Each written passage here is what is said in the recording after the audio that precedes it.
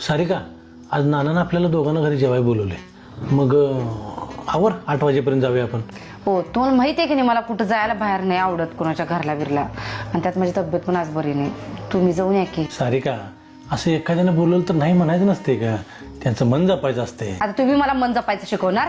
काय नाही, जेवायला गेलं नाही म्हणजे काय लगेच त्यांचा अपमान झाला असं होत नाही. जावा तुमचं तुम्ही. ठीक आहे, काय त्याने एवढं मटणाचं जेवण घेऊन केलं आहे आणि वहिनीने घेऊन ये म्हणून सांगितलं.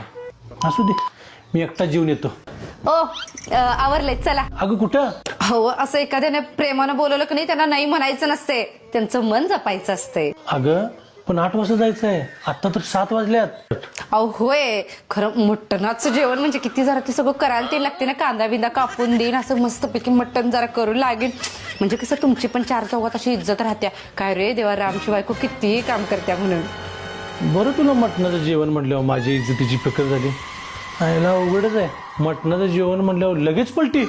थांबा, नुसती नवऱ्याची इज्जतीची फिकीर नाही, मला घरच्यांची बी काळजी आहे. आईना पप्पांना मटण भरून आणूया, आपलीच माणसं देतील की. देवा, अहो तुमची मित्र लई चांगली आहेत, त्यातल्या त्यात नाना भाऊजी आपल्याला काय नाही म्हणणार ते.